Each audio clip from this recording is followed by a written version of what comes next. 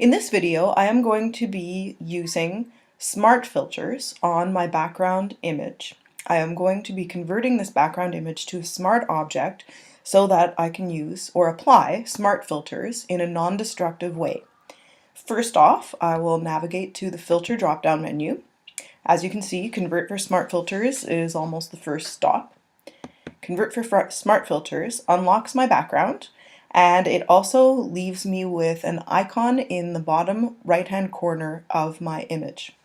Now, if I navigate back to the filter drop-down menu, I can use one of the filters on my image. I can use blur, all of the blurs, distort, noise, pixelate, render, sharpen, stylize, etc.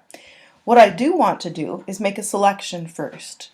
So I'm going to use the magic wand and shift select in order to grab some or all of the cafe text here. Now I've made that really simple selection. I press shift to make a selection of pixels that were near but not overlapping. I can use the select, grow, or select similar to make my pixel selection a little bit bigger. So select, grow. Select grow is going to grow the pixels or the selection that I've made and make the selection a little bit larger. I'm going to use the filter pixelate color halftone on this selection. Color halftone dots. In the color halftone dot dialog box, you can see that there is no preview set.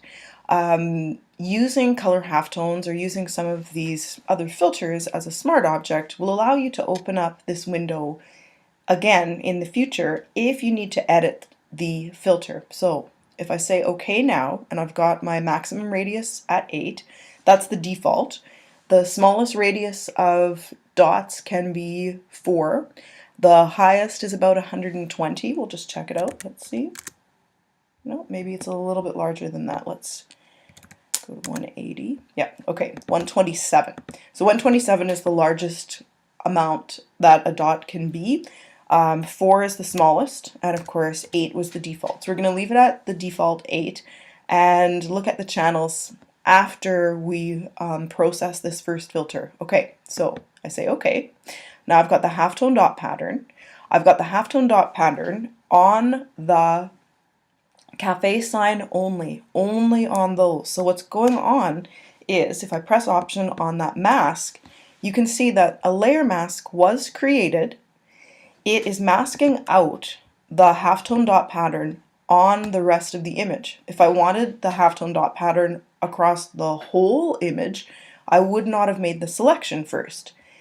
The color halftone dot pattern may be too small or too large. I can go in, double click in the layers panel under the smart filter, and I can change something about the maximum radius, the channels, anything. So the size of the color halftone dots, or change how the halftone dots are going to be applied. And I yet like to think of channel 1, 2, 3, and 4, sorry, like the screens for Silkscreen.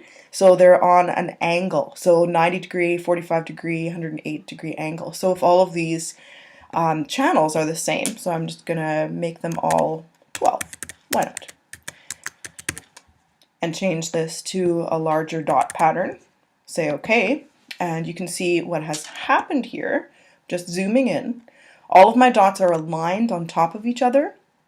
That may be what I want to create for this halftone dot pattern.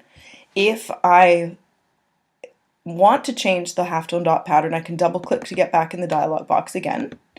Or if I want to apply the halftone dot pattern in a different way, I want to blend it. I want to blend it in a different way, like maybe darken but not use it at 100% opacity.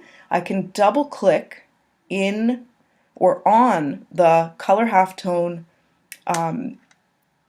smart filter, double click to open up the blending options, and you can see that I can navigate to multiply. So the halftone dot patterns are darkening the red below.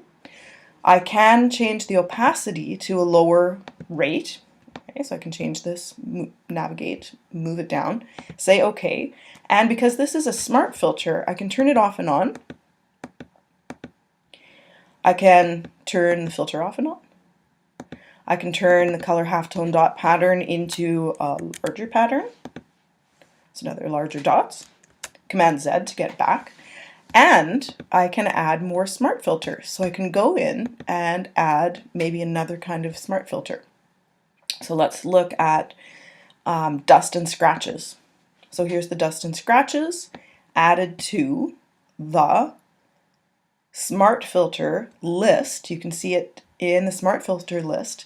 It's also only being used on the cafe letters. It's not being used globally across the whole image. It's only being used on the targeted area.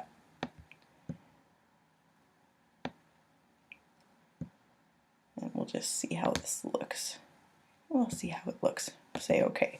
And the dust and scratches also can be edited by double-clicking on the dust and scratches name. It can also be applied with blend mode by double-clicking to open up the options.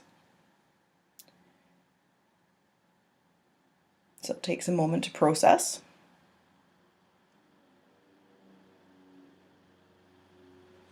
And of course, multiply,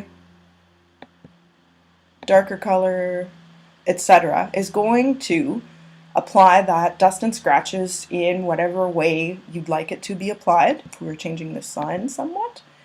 And say OK. And now I've got a set of 2 smart filters that are applied to this cafe sign, which again, I can turn on and off. I can turn the dust and scratches off. I can turn the color halftone off. You can see it takes a couple seconds to process.